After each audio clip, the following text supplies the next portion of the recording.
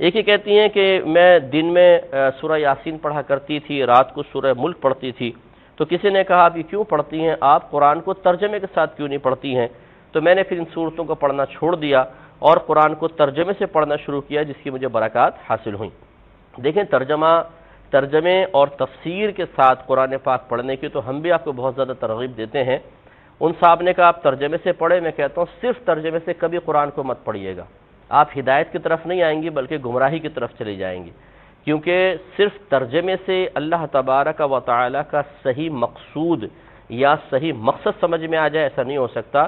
یہ سوال آیا ہے کہ عام آدمی ترجمہ قرآن پڑھ کر سمجھ سکتا ہے یا نہیں. یہ اصل میں میرے ایک جواب پر شاید ان کا سوال ہو. یہ بات ذہن میں رکھیں کہ تلاوت قرآن کرنا تو ہر بندے کا حق ہے، لیکن اگر وہ تلاوت کے ساتھ ترجمہ بھی پڑھنا چاہتا ہے تو اسے چاہیے وہ کسی عالم کی زیر نگرانی پڑھے، خود نہ پڑھے. وہ خود ترجمہ پڑھنے بیٹھ جائے گا نا تو بعض مقامات ایسے آئیں گے جس جگہ وہ شکوک اور شبہات اور سوالات میں مبتلا ہو جائے گا. وہاں وہ سمجھائے گا جو تعلیمات نبویہ پڑھ چکا ہوگا، جسے احادیث پر عبور ہوگا اور شریعت کا ماہر ہوگا، وہ سمجھائے گا. ورنہ عام بندہ تو پریشان ہو جائے گا، اور ایسا پریشان ہوگا کہ اللہ نہ کرے کہیں گمراہی میں مبتلا ہو جائے، جسے قرآن کہتے ہیں یہدی بہ کثیرا ویضل بہ کثیرا، کہ قرآن کے ذریعے ہدایت ملتی ہے تو بعضوں کو گمراہی بھی ملتی ہے. تو اس گمراہی کا کیا کرو؟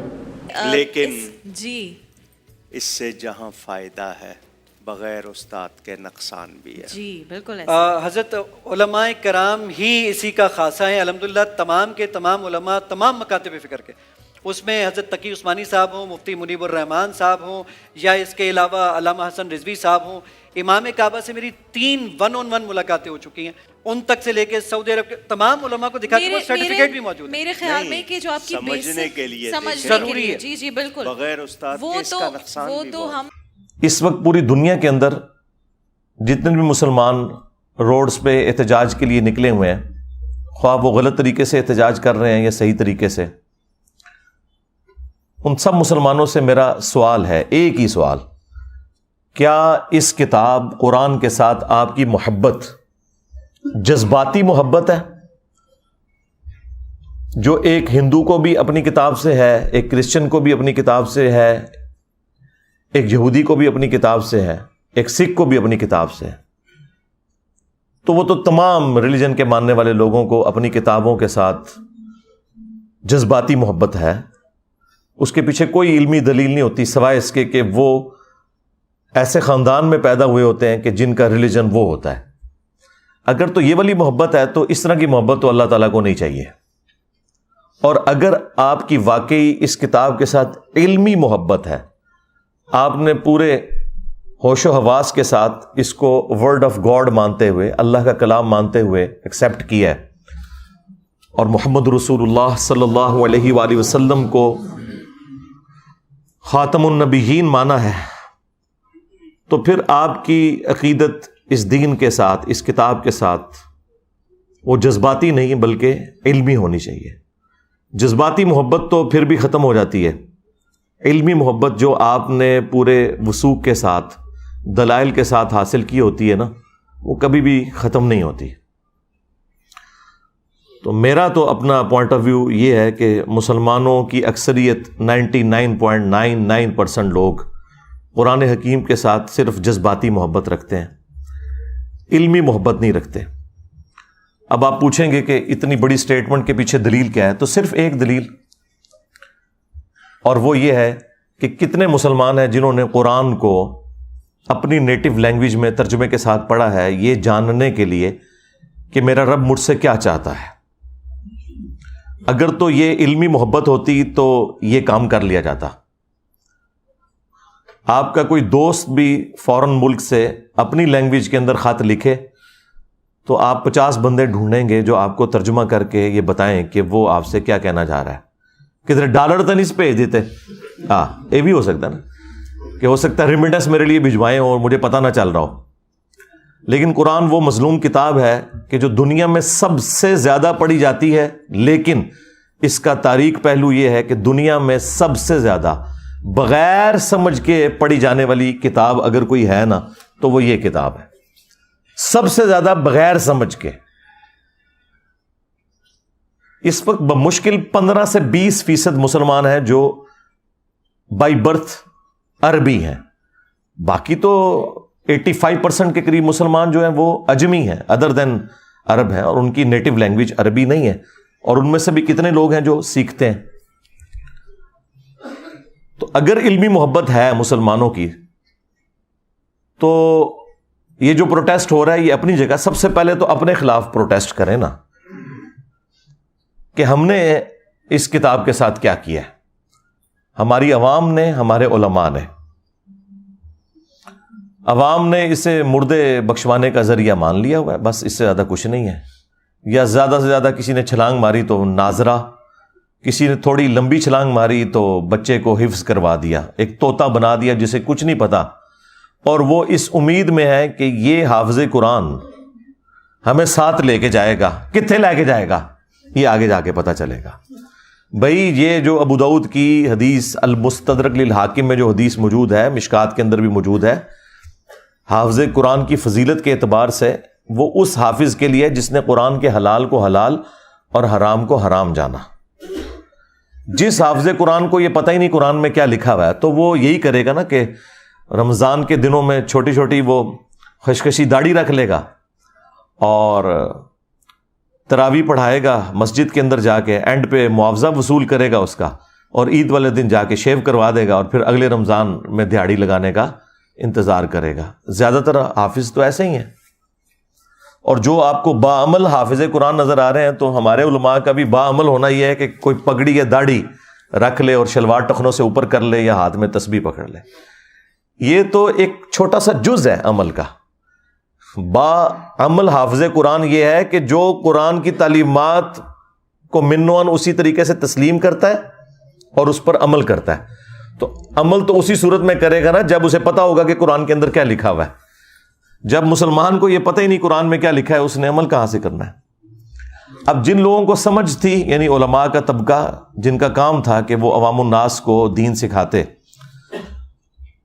وہ الٹا اسلام کے دشمن بن گئے انجانے میں, یا ہو سکتا ہے بعض جان بوجھ کے بھی ایسے کرتے ہوں, کہ انہوں نے پبلک میں یہ مشہور کر دیا کہ قرآن و حدیث ڈائریکٹ نہ پڑھنا, گمراہ ہو جاؤ گے.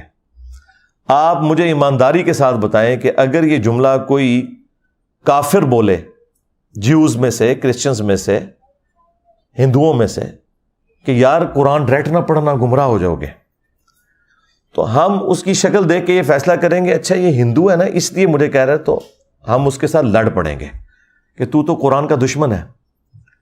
لیکن یہ جو مسلمان نما کافر ہر جمعے کو ممبر پہ چڑھتا ہے, اور دنیا میں ملینز آف یہ کفار کے ایجنٹ مولویوں کی شکل میں ممبروں پہ چڑھے ہوئے ہیں, اور آپ کو یہ کہتے ہیں قرآن و حدیث ڈائریکٹ نہیں پڑھنا آپ گمراہ ہو جاؤ گے, اس پہ تو آپ سبحان اللہ کہہ رہے ہوتے ہیں. اس پہ تو میں نے یہ آواز بلند کی ہے نا ان کے خلاف. باقی تو سارے گونگے شیطان ہی بنے رہے ہیں, یہ دبے الفاظ میں بات کرتے ہیں. جی علماء سے جا کے سیکھیں, علماء نے تو خود قرآن نہیں سیکھا وہاں. اور پھر مجھے نہیں سمجھ آتی کہ یہ پبلک کے اندر انہوں نے کیوں مشہور کر دیا ہے کہ جی قرآن ڈائریکٹ نہیں پڑھنا. بھئی قرآن کوئی بھی ڈائریکٹ نہیں پڑھتا, آج تک کسی نے قرآن ڈائریکٹ نہیں پڑھا. ایک مسلمان اردو لنگوسٹک والا جب احمد بریلوی صاحب کا ترجمہ پڑھتا ہے تو وہ قرآن ڈائریکٹ کہاں سے پڑھ رہا ہے, وہ تو احمد بریلوی صاحب سے قرآن پڑھ رہا ہے. اگر کوئی ڈائریکٹ اشرف علی تھانوی صاحب کا ترجمہ پڑھتا ہے تو وہ قرآن ڈائریکٹ کہاں سے پڑھ رہا ہے, وہ تو اشرف علی تھانوی صاحب سے قرآن پڑھ رہا ہے. اب کیا دنیا میں کوئی بریلوی یہ جرت کرے گا کہ میں اعلیٰ حضرت احمد بریلوی سے بہتر قرآن کا ترجمہ کر سکتا ہوں؟ کوئی زندہ یا مردہ عالم دین جو بریلوی مکتب سے تعلق رکھتا ہو یہ کلیم کر سکتا ہے کہ میں قرآن کو احمد بریلوی سے بہتر ٹرانسلیٹ کر سکتا ہوں؟ نیور. یا کوئی دیوبندی زندہ یا مردہ یہ کلیم کرے کہ میں اشرف علی تھانوی صاحب سے بہتر ترجمہ کر سکتا ہوں؟ یا کوئی اہل حدیث کہے کہ میں جونا گڑھی سے بہتر ترجمہ کر سکتا ہوں؟ یا کوئی اہل تشیع میں سے کہ جی میں سید فرمان علی شاہ سے بہتر ترجمہ کر سکتا ہوں؟ تو جب ہم لوگوں کو یہ ریفر کرتے ہیں کہ آپ اپنے اپنے مکاتب فکر کے علماء کے ترجمے پڑھیں تو ہم انہی علماء سے آپ کو پڑھا رہے ہوتے ہیں. یہ جو انہوں نے ڈھکوسلا مچایا نا کہ ڈائریکٹ نہیں پڑھنا گمراہ ہو جائیں گے, انہیں کہ ہم ڈائریکٹ پڑھ ہی نہیں رہے, ہم تو پڑھ رہے ہیں آپ کے بڑوں سے. صحابہ کرام علیہم رضوان میں 1% بھی لوگ نہیں تھے جو لکھنا پڑھنا جانتے تھے. صرف یہ تھا کہ قرآن عربی میں تھا، ان کی اپنی زبان عربی میں تھی. نبی علیہ السلام جب قرآن پڑھتے تھے ان پہ اثر ہو جاتا تھا. آج اگر قرآن آپ کی نیٹو لینگویج کے اندر ہے، آپ بے شک لکھنا پڑھنا بھی نہ جانتے ہوں، آپ کو پتہ چل جائے گا قرآن میں لکھا کیا ہوا ہے. مجھے بتائیں، یہ 11 ستمبر 2001 ٹوئنس ٹاور کا جو اٹیک ہوا امریکہ میں، اس کے بعد جو ہزاروں لوگ مسلمان ہوئے ہیں پچھلی 2 دہائیوں کے اندر، کیا انہوں نے علماء سے جا کے قرآن پڑھے؟ اور ان کی اوقات تو یہ ہے کہ دوسری اذان کے وقت لوگ مسجد میں آ رہے ہوتے ہیں. انہوں نے انگریزی میں قرآن کا ترجمہ پڑھا، اسلام قبول کر لیا. اور پھر ان میں سے کئی لوگ ہیں جنہوں نے باقاعدہ پھر اسلام کے دفاع میں کتابیں لکھی، اور یہاں بڑے بڑے علماء بڑے فخر سے بتاتے ہیں کہ دیکھیں جی یہ فلاں انگریز ہے، اس نے نبی صلی اللہ علیہ وآلہ وسلم کے حق میں یہ کتاب لکھی ہے. اب انہی علماء سے پوچھیں کہ بھئی اس کے پاس تو ڈگری نہیں ہے، تم اس کی تعریف کیوں کر رہے ہو؟ وہ کہتے ہیں ڈگری چھوڑیں، بات بڑی اچھی کی ہے، کیونکہ اس کے نام کے ساتھ انجینئر تو نہیں نہ آتا. ہاں بس چپ کیتے رہو، انجینئر آئے گا پھر دیکھ لیں گے. دیکھیں آپ لوگوں کو میں چھوٹی چھوٹی ایسی چیزیں بتاتا ہوں جس سے آپ کا دماغ کھلے، کہ جب آپ غیر مسلموں کی مثالیں دیتے ہیں کہ فلاں نے نبی علیہ السلام کی شان میں یہ کتاب لکھ دی، فلاں نے یہ لکھ دی، تو یار وہ کوئی ڈگری والے لوگ ہیں؟ نہیں، انہوں نے قرآن بھی اپنی نیٹو لینگویج میں اسٹڈی کیا ہوتا ہے، لیکن چونکہ وہ پوری نیک نیتی کے ساتھ یہ کرتے ہیں، اللہ تعالیٰ انہیں اسلام تک بھی پہنچا دیتا ہے. کئی ایسے لوگ بھی ہوتے ہیں اور ان کی ورکنگ آپ کو نظر آتی ہے اور آپ کوٹ کرتے ہیں، ان کے ساتھ کی ورکنگ آپ کے لوگ نہیں کر سکتے. اور یہی حال یہاں پر بھی ہے. جن لوگوں کو اللہ تعالیٰ نے قرآن کی خدمت کے لیے اٹھایا، آپ دیکھ لیں سارے کے سارے نان مولوی ہیں، چاہے مولانا مودودی رحمہ اللہ ہوں، ڈاکٹر اسرار صاحب رحمہ اللہ ہوں، احمد دیدار صاحب رحمہ اللہ ہوں. یہ سب کے سب لوگ اس مدرسہ سسٹم کی آؤٹ پٹ نہیں ہے، خدمت اللہ تعالیٰ نے ان سے لی ہے. تو یہ جو علماء ممبروں پہ چڑھ کے آپ کو یہ کہہ رہے ہیں کہ قرآن و حدیث ڈائریکٹ نہ پڑھنا گمراہ ہو جاؤ گے، ان سے بڑا اسلام کا دشمن کون ہو سکتا ہے؟ ہم کس حوصلے کے ساتھ ان کی یہ باتیں سن لیتے ہیں. ویسے تو لاجیکلی یہ غلط بول رہے ہوتے ہیں، لیکن ان کے یہ الفاظ کیا قابل گرفت نہیں ہے کہ تم اسلام کی پیٹھ میں چھرا گھونپ رہے ہو؟ اصل میں یہود و نصارہ کے کفار کے ایجنٹ یہ لوگ ہیں جو آپ کے ممبروں پہ بیٹھے ہوئے ہیں کہ جی قرآن و حدیث ڈائریکٹ نہیں پڑھنا. اور یہ کہہ رہے کیوں ہیں؟ ان کو پتا ہے کہ ان کے فرقے کا کوئی عقیدہ قرآن و سنت کے مطابق نہیں ہے. انہیں فوراً فکر لگ جاتی ہے کہ اگر کسی نے قرآن ترجمے سے پڑھا تو پھر مرے ہوئے بزرگوں کو، بابوں کو پکارنا چھوڑ دے گا، ایک اللہ کا پکارنے والا وہ بن جائے گا. ایاک نعبد و ایاک نستعین. انہیں یہ فکر لگ جاتی ہے کہ اگر اس نے صحیح بخاری اور صحیح مسلم پڑھ لی تو اسے تو پتہ چلے گا کہ نماز کا طریقہ تو ایک ہی لکھا ہوا ہے تمام کتابوں کے اندر، سنی ہو یا شیعہ. اور سنیوں کی بھی ٹاپ آف لسٹ جو کتابیں بخاری اور مسلم، اس میں تو نماز کا طریقہ رکوع میں جاتے وقت اور رکوع سے اٹھتے وقت رفع الیدین کے ساتھ لکھا ہے. تو میں پھر اس کو کیسے سنبھالوں گا؟ یہ تو آگے مجھ سے پوچھے گا کہ بخاری مسلم تمہارے مدارس میں اگر پڑھائی جا رہی ہے تو تم لوگ نماز سنت کے مطابق کیوں نہیں پڑھ رہے؟ یہ پیچھے ریزن ہے، ان کے چندے بند ہو جائیں گے. یہ آپ کو کبھی بھی قرآن و حدیث ڈائریکٹ نہیں پڑھنے دیں گے. اسلام کے ساتھ دشمنی یہ لوگ کر رہے ہیں، قرآن کے بڑے دشمن یہ ہیں. اور پھر دیکھیں کیسی دشمنی ہے ان کی. آپ کو یہ قرآن کے حوالے سے بجائے یہ بتانے کے کہ یہ کتاب ہدایت ہے، آپ کو یہ بتائیں گے جی قرآن میں تو لکھا ہے کہ قرآن پڑھ کے لوگ گمراہ بھی ہو جاتے ہیں. یہ سوال آیا ہے کہ عام آدمی ترجمہ قرآن پڑھ کر سمجھ سکتا ہے یا نہیں. یہ اصل میں میرے ایک سوال پر میرے ایک جواب پر شاید ان کا سوال ہو. یہ بات ذہن میں رکھیں کہ تلاوت قرآن کرنا تو ہر بندے کا حق ہے، لیکن اگر وہ تلاوت کے ساتھ ترجمہ بھی پڑھنا چاہتا ہے تو اسے چاہیے وہ کسی عالم کی زیر نگرانی پڑھے، خود نہ پڑھے.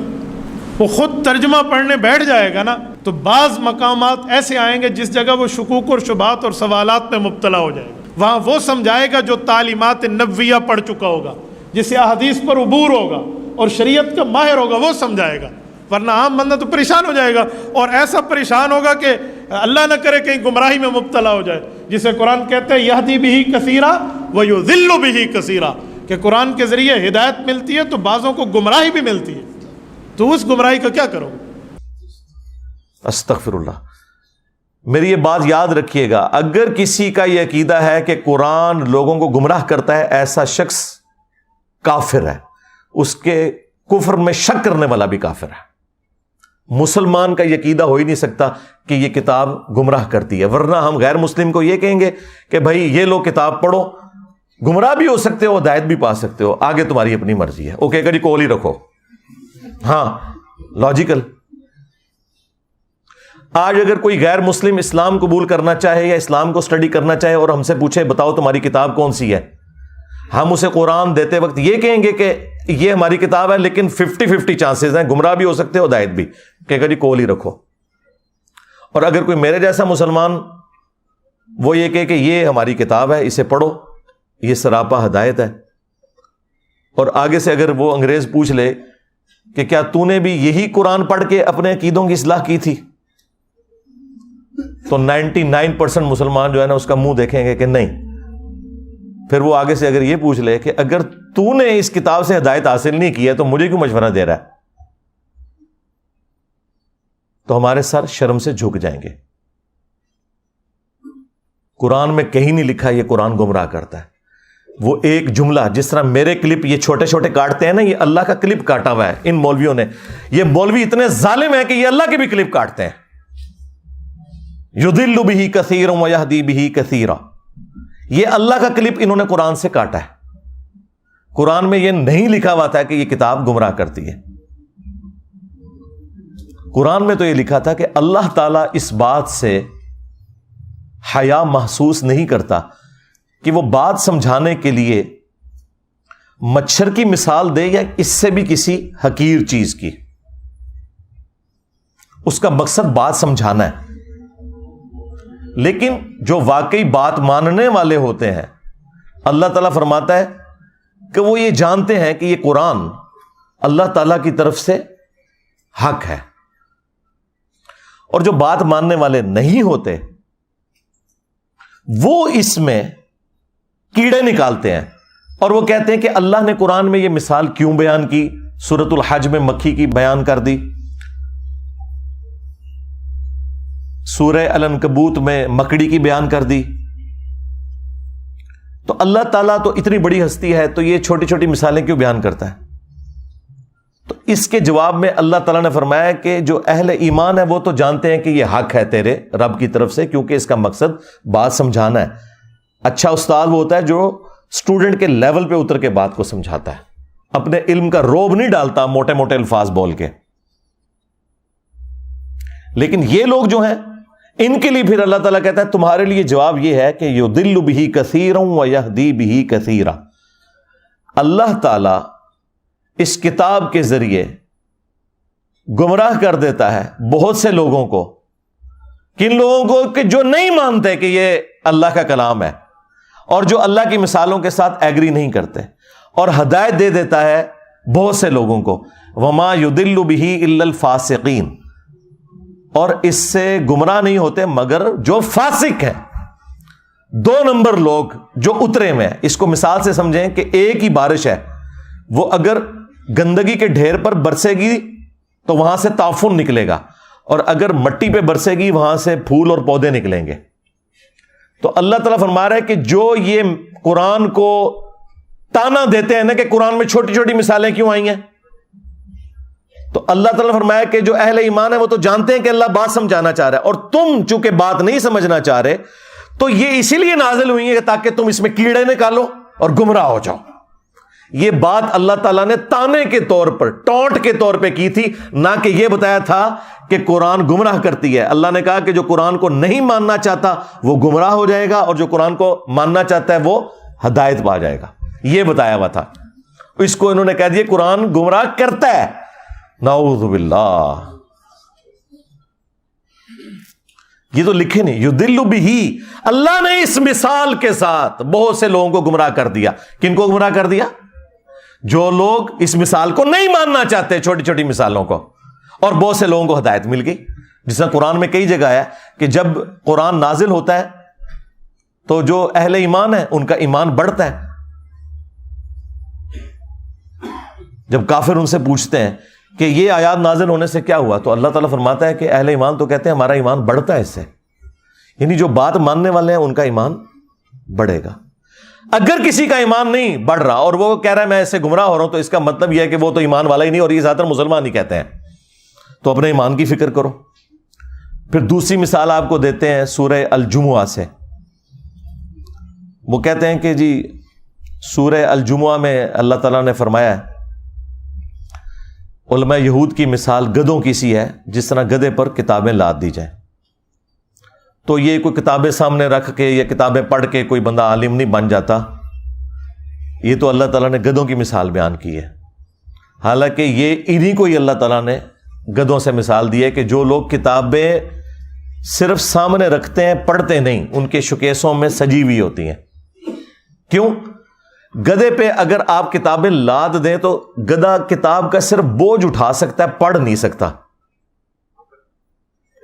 تو اللہ نے علماء یہود کو کہا کہ تم نے بھی ان کتابوں کا بوجھ اٹھایا ہوا تھا کئی صدیوں سے, تمہیں پتا تھا کہ اس کتاب کے اندر آخری پیغمبر کی پیشگوئیاں لکھی ہیں, لیکن جب وہ پیغمبر آئے ہیں تم ان کے انکاری ہو گئے ہو.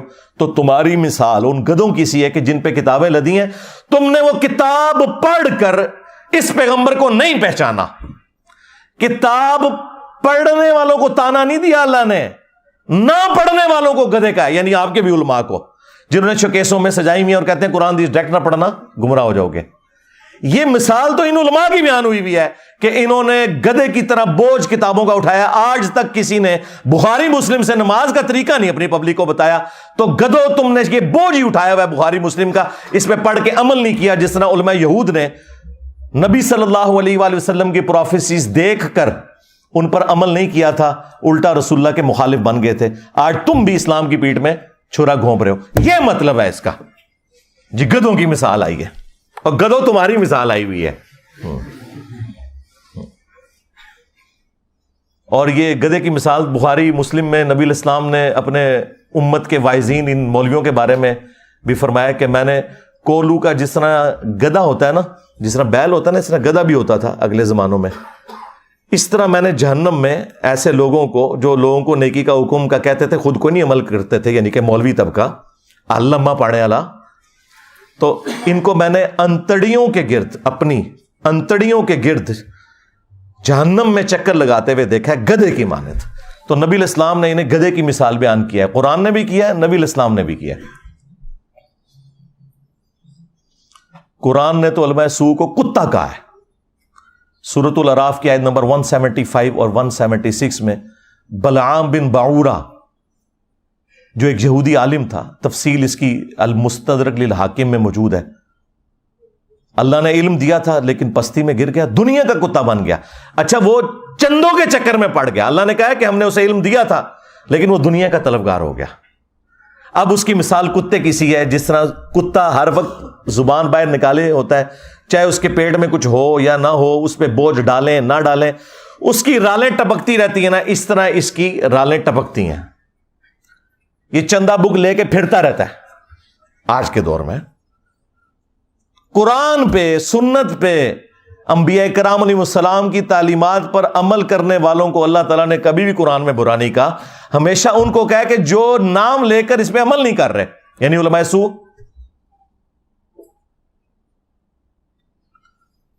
پھر ابو داؤد کے اندر وہ حدیث موجود ہے کہ نبی علیہ السلام نے فرمایا میری امت میں ایسے فرقے پیدا ہوں گے, ان میں ایسی بدعات سرایت کر جائیں گی جس طرح ہلکا کتا, یہ ریبیز جو ہوتے ہیں, یہ کسی کو کاٹ جائے اور اس کے ایک ایک رگ و ریشے میں اس کا زہر پہنچ جائے نا, اس طرح میری امت میں ایسے فرقے ہوں گے کہ جن کے اندر بدعات کا زہر پہنچ جائے گا جس طرح کتا کاٹ جاتا ہے. اب میں آپ سے پوچھوں گا یہ کون سا کتا ہے جو کاٹ جائے تو آپ کے جسم کے اندر مذہب کے پوائنٹ آف ویو سے نیگیٹو چیزیں انجیکٹ ہو جاتی ہیں. ظاہر ہے کسی کرکٹر, فٹ بالر, اسکواش کے پلیئر کے کاٹنے سے تو ایسا نہیں ہوگا, مولوی کے کاٹنے سے ہی ہوگا نا, کیونکہ دین کا کسٹوڈین اور دین سکھانے والا کون ہے؟ مولوی. تو یہ ہلکا کتا کون ہے؟ اور اگر آپ کو یقین نہ آئے تو آپ بریلویوں سے پوچھ لیں کہ دیوبندیوں کے علماء کیا ہیں، وہ کہیں گے بلعام بن بورا. ہاں دیوبندیوں سے پوچھیں کہیں گے بریلویوں کے علماء بلعام بن بورا. تو میں جو بات کر رہا ہوں اس کے اوپر اجماع امت ہے. ہاں ذہن میں رکھیے گا، میں نے کوئی ایسی بات نہیں کی ہے کہ جس کے اوپر اتفاق نہ ہو. وہ اپنی اینک لگا کے دیکھ رہے ہوتے ہیں نا، اس لیے ان کو برا لگ رہا ہوتا ہے. آپ کسی بھی مسلمان سے پوچھیں کہ یہ قرآن حکیم میں جو اللہ نے مختلف جگہ پہ فرمایا ہے کہ جو گمراہی کے پیشواں ہیں یہ اپنے ماننے والوں کو اپنے ساتھ جہنم میں لے کے جا رہے ہوں گے، تو اگر کسی بریلوی سے پوچھیں کیا اس سے مراد احمد بریلوی صاحب ہوں گے، کہے گا نہیں یہ تو دیوبندیاں دے بارے چ ہے. دیوبندیوں سے پوچھیں وہ کہیں گے احمد بریلوی کے بارے میں، اور یہ کہتے ہیں، وہ کتابوں میں بھی لکھا ہے. نہ تسلی ہو تو المحند علی المفند اور حسام الارمین پڑھ کے آپ دیکھ لیں. شیطانی لشکر کہہ دیا ہے، کتا تے شاہی کوئی نہیں، شیطانی لشکر. شیطان سے بڑا تو اللہ کا کوئی دشمن نہیں نا اس پلانٹ ارتھ پہ، اس کائنات کے اندر سب سے بڑا گمراہ شخص اگر کوئی ہے نا شیطان ہے. تو یہ سارے ایک دوسرے کو کہتے ہیں، صرف ہم نے اس کو ایکسپوز کر دیا ہے پبلک کے سامنے کہ ان کا پوائنٹ آف ویو کیا ہے. آج بھی یہ لوگ سوچ رہے ہوں گے کہ دیکھو مسئلہ سویڈن ہی جو ہے تو انجینئر صاحب ساڑھے مگر پہ گئے ہیں. اس لیے پڑھے ہیں کہ بھائی ان کی دشمنی تو سب پہ عیاں ہے، پوری دنیا کے لوگ انہیں برا کہہ رہے ہیں. تم لوگ جو ہے نا عزتیں اویل کر رہے ہو اللہ رسول کے نام کے اوپر، تمہارے جو چہروں کے اوپر میک اپ ہے نا یہ تو میں نہیں اتارنا ہے نا. ان سے ہمیں کم تکلیف ہے. تم نے ہماری نسلیں خراب کر دی، ہمارے آباء و اجداد کو جہنم میں پہنچایا. تم لوگوں نے قرآن و سنت کے نام پہ جو تم بتاتے رہے، جو چورن بیچتے رہے، وہ ہمارے بڑے یہی سمجھتے رہے یہی قرآن و سنت میں لکھا ہوا ہے. اس نے تو دنیاوی طور پر قرآن کو آگ لگانے سے کیا قرآن ختم ہو جائے گا؟ زیادہ زیادہ ہمیں ایک تکلیف ہوئی ہے نا تو ہم اس کا اظہار کریں گے. تو مجھے بتائیں کتنے مسلمان ہیں جنہوں نے یہ آگ لگائے جانے والے واقعے کے بعد آ کے وی لاگ بنایا کہ ہاں بھائی آج کے بعد میں 5 وقت نماز پڑھوں گا، میں داڑھی رکھوں گا، اور آج سے ہی میں قرآن ترجمے سے پڑھوں گا اور میں دیکھوں گا کہ میرے رب نے مجھ سے کیا کہا ہے. تم نے میری اس کتاب کو آگ لگائی ہے، میں آج سے اس کتاب کے مطابق عمل شروع کر دوں گا. ایک کوئی گل کر کے دسے، کوئی نہیں کرتا. نہ کوئی عالم نہ کوئی وائز کسی کو کہے گا کہ تم ایسا کرو، کیونکہ کتی چورا نہ رلی ہوئی ہے. ہاں گھر کی حفاظت کے لیے کتا رکھا جاتا ہے نا، اگر وہ چوروں کے ساتھ مل جائے تو پھر اس گھر کی حفاظت نہیں ہوتی. آپ کے بھی یہ علماء سو جن کو قرآن میں کتا کہا گیا، جنہیں سنن نبی داؤد میں نبی الاسلام نے کتا کہا، جنہیں قرآن میں گدھا کہا گیا، جنہیں بخاری مسلم میں نبی الاسلام نے گدھا کہا، یہ بھی مل گئے ہوئے ہیں ان کے ساتھ. قرآن و حدیث ڈائریکٹ نہ پڑھنا گمراہ ہو جاؤ گے، قرآن و حدیث ڈائریکٹ نہ پڑھنا گمراہ ہو جاؤ گے. اور اس بات کے اوپر کسی کی جرت ہی نہیں ہوتی کہ بولے کہ ان کو للکارے کہ یار یہ کیا بات تم کر رہے ہو، یہ اسلام کے ساتھ دشمنی کر رہے ہو. کیا یہ قرآن و حدیث میں کہیں لکھا ہوا ہے کہ قرآن و حدیث ڈائریکٹ نہ پڑھنا گمراہ ہو جاؤ گے؟ وہ ایک آیت تھی انہوں نے جو میں نے اس کا بھی کھول دیا کہ وہ اللہ تعالیٰ کا کلپ کاٹا ہوا ہے انہوں نے. اللہ نے کہا جو قرآن کو نہیں مان رہے وہ گمراہ ہو جائیں گے، اور جو اہل ایمان ہے وہ تو کہتے ہیں یہ حق ہے. یہ ساتھ ہی لکھا ہوا ہے اسی آیت کے اندر، یہ کلپ کاٹا ہوا ہے انہوں نے. پرانی عادتاں نے نا جی، پوتڑیاں دے وگڑے نے. انجینئر صاحب دے کلپ نہیں کاٹ رہے، انہوں نے اللہ دے بھی کلپ کٹے ہوئے نے. یضل بہ کثیرا. اور ظالم انسان، کیا تجھے قرآن میں یہ آیت نظر نہیں آئی تھی؟ شہر رمضان الذی انزل فیہ القرآن، رمضان کا مہینہ وہ ہے جس میں قرآن نازل ہوا. ھدی للناس، پوری انسانیت کے لیے ہدایت ہے. وبینات من الہدی، اور اس میں ہدایت کے روشن دلائل ہیں. والفرقان، اور یہ کتاب حق اور باطل میں تمیز کرنے والی کتاب ہے. ھدی للناس، پوری انسانیت کے لیے، مسلمان ہو یا کافر ہو. اور صحیح بخاری میں ہے محمد فرق بین الناس، محمد فرق ہے لوگوں میں حق اور باطل کے اندر. تو دیکھ لیں نہ انہوں نے قرآن کو پکڑا ہے نہ محمد صلی اللہ علیہ وآلہ وسلم کی تعلیمات کو پکڑا ہے. اور اگر کوئی پوچھیں تو کہتے جی پیچھے اللہ رسول ہی ہے. ہاں اللہ رسول پیچھے رکھنے واسطے نہیں ہے، اگے رکھنے واسطے ہے. پیچھے اللہ ہی رسول ہے. عزتیں اویل کی ہیں تم نے اللہ اور اس کے رسول کے نام کے اوپر عز وجل و صلی اللہ علیہ وآلہ وسلم. چندے کھائے ہیں تم لوگوں نے, جدادیں بنائی ہیں رسول اللہ صلی اللہ علیہ وآلہ وسلم کے نام پر دھوکہ دے کر لوگوں کو. مکے اور مدینے کے نام کی آوازیں لگا کر تم نے سواریاں سوار کی, لیکن پھینکی جا کے بغداد میں, اجمیر میں, دیوبند میں, بریلی میں. غداری کی ہے تم لوگوں نے, اور دیکھو پھر اللہ تعالیٰ نے تمہارے اوپر بلائے کتنی بڑی چھوڑ دی ہے.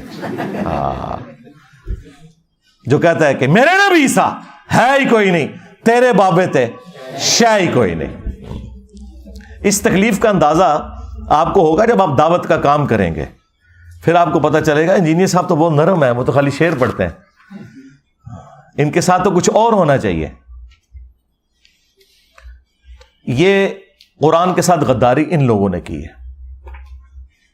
اگر آج مسلمان اس واقعے کے بعد یہ ایک سبق لرن کر لینا کہ ہم نے خود بھی قرآن پڑھنا ہے ترجمے سے, قرآن کی تعلیمات کو سیکھنا ہے اور اپنی اولاد کو بھی سکھانا ہے, تو میں کہتا ہوں یہ نقصان کچھ بھی نہیں ہے اگر ہم یہ کرنے میں کامیاب ہو جائیں. قرآن حکیم میں اللہ تعالیٰ نے تو آپ کے پروفٹ صلی اللہ علیہ وآلہ وسلم کا جو انسٹرومنٹ آف دعویٰ ہے نا وہ قرآن بتایا. وَأُوحِيَ إِلَيَّ هَذَا الْقُرْآنُ لِأُنذِرَكُمْ بِهِ وَمَنْ بَلَغَ. اے نبی تم فرما دو قرآن میری طرف اس لیے وحی کیا گیا تاکہ میں اس کتاب کے ذریعے لوگوں کو ڈر سناؤں آخرت کا, اور جس تک یہ کتاب پہنچ جائے اسی کتاب کے ذریعے وہ تبلیغ کرے, ڈر سنائے. یعنی جو دعوت و تبلیغ کے لیے سلیبس ہے وہ قرآن ہے, فضائل اعمال یا فضائل سنت نہیں ہے, قرآن ہے. فذکر بالقرآن من یخاف وعید. اے نبی قرآن کے ذریعے تبلیغ کریں, ڈر سنائیں ہر اس شخص کو جو اللہ کی دھمکی سے ڈرنے والا ہے. اور نبی الاسلام کے دنیا سے تشریف لے جانے کے بعد قیامت تک کے لیے اللہ تعالیٰ نے ختم نبوت صلی اللہ علیہ وآلہ وسلم کی برکت سے اس کتاب کو محفوظ بھی کر دیا. انا نحن نزلنا الذکر وانا لہ لحافظون.